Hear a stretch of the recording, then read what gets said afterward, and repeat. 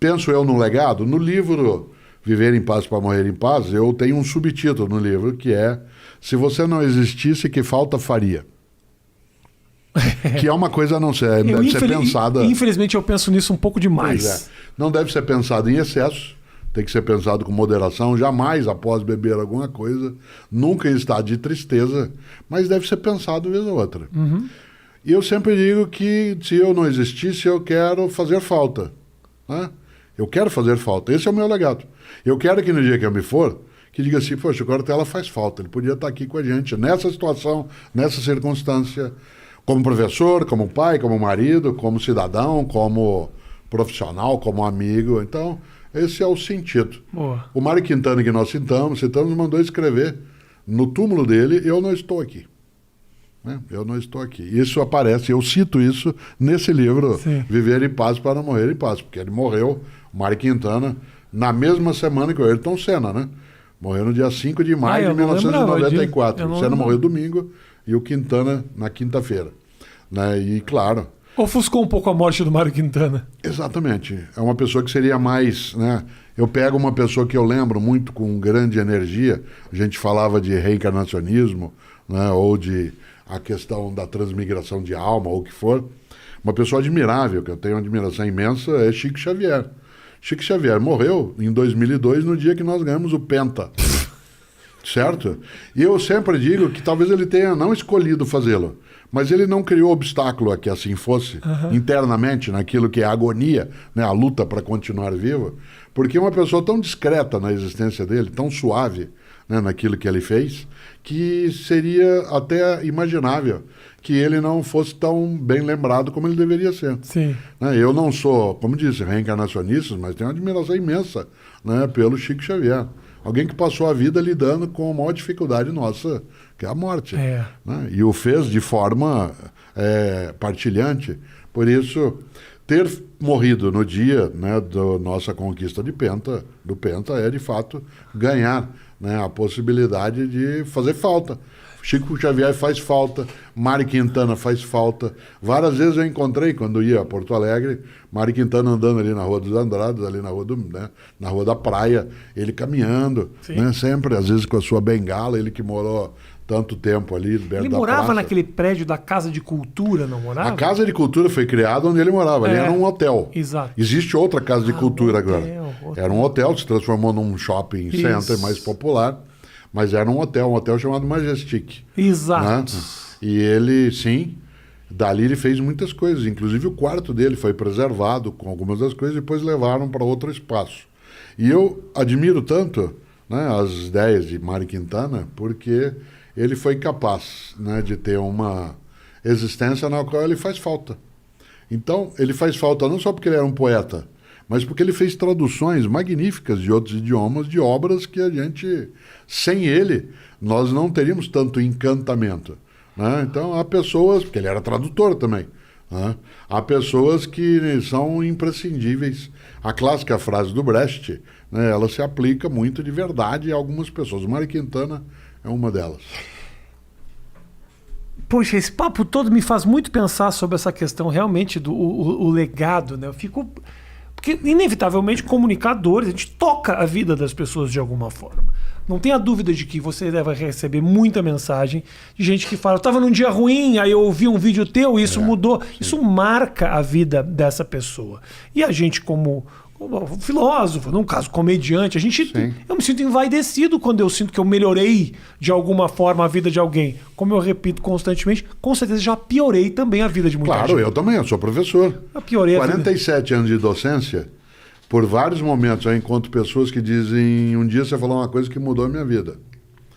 E eu fico pensando nessa hora, sem descartar o elogio, naquilo que eu não disse, deveria ter falado, e em coisas que disse que não deveria tê-lo feito. Isso. Né? Claro, evidentemente. Um dos sinais de inteligência é o arrependimento. Nós somos provavelmente o único animal que é capaz de trazer-se do passado que fez para agora e olhar-se, sentir-se tolo.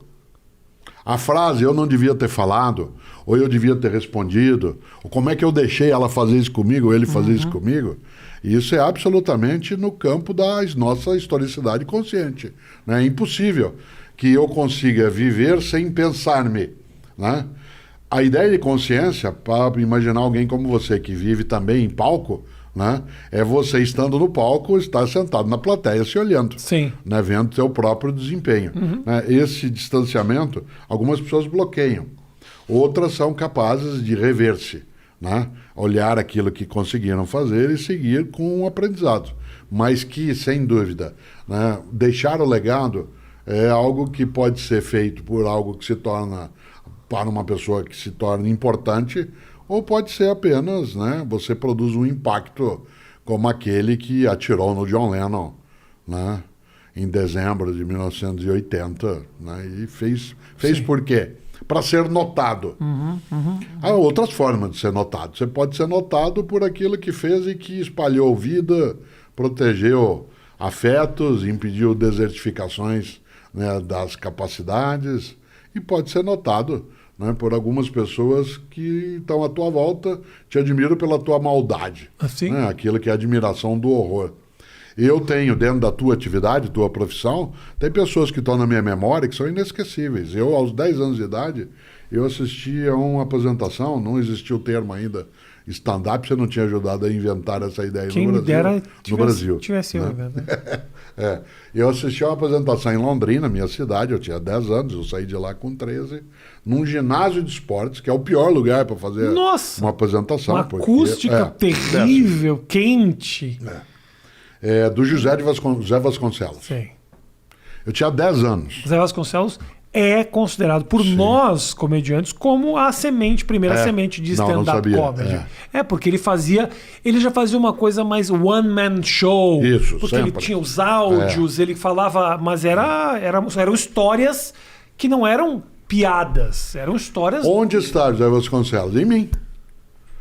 O menino de 10 anos de idade, que agora tem 67, carrega José Vasconcelos desde aquela época. O número de vezes que eu me encantei com duas coisas: primeiro, as risadas que dei por algumas imitações dele.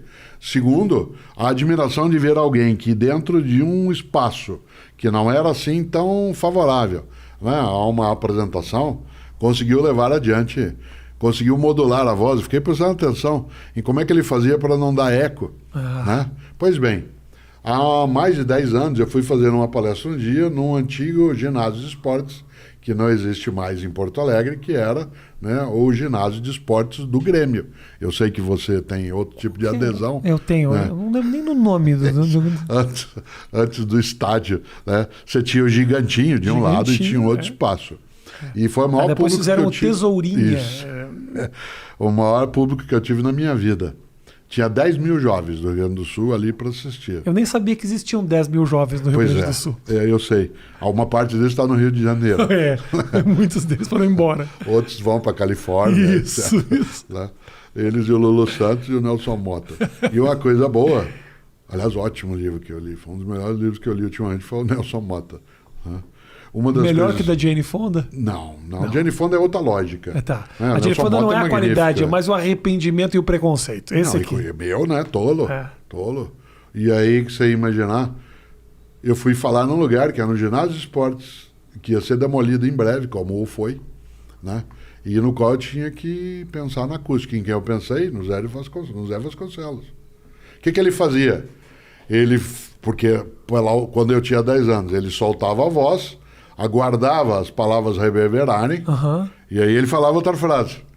Ele aguardava aquilo que pareceria um timing de comédia, em última instância era uma capacidade incrível de comunicação para impedir que eu tivesse um entupimento auricular, né, com as frases em sequência. Isso me levou a fazer algo que até hoje, né, eu não sou um conhecedor da obra e da vida dele, exceto como espectador. Eu, porque também falo e porque também participo de atividades em rádio, eu estico a sílaba final a tal ponto que algumas pessoas perguntam: você é gaúcho? Né? Mas não, sou paranaense. Mas eu estico, e isso eu aprendi vendo ele falar. Ora, outro, né? E outro que tá. Primeira vez que eu vi Consuelo Leandro, né, fazendo uma apresentação. Sim.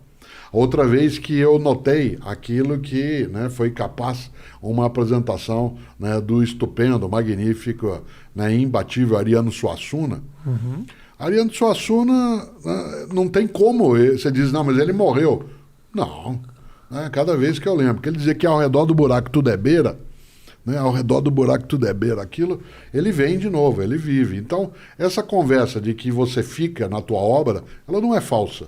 Pode ficar de modo malévolo, pode ser difamado, ou pode ser afamado, né? Por isso, eu quero sim. Né, quero permanecer, né, nas pessoas, quero que elas pensem assim, nossa, Cortella faz uma falta, para isso eu não quero nem matar, nem roubar, né, nem, e nem tergiversar. O trabalho maravilhoso que foi feito até agora. Pois é, você olha e fala, um professor de filosofia, seria tão bom, né, que as pessoas se sentissem falta, né, e eu gosto, né, desta ideia. E isso vale em várias coisas, né?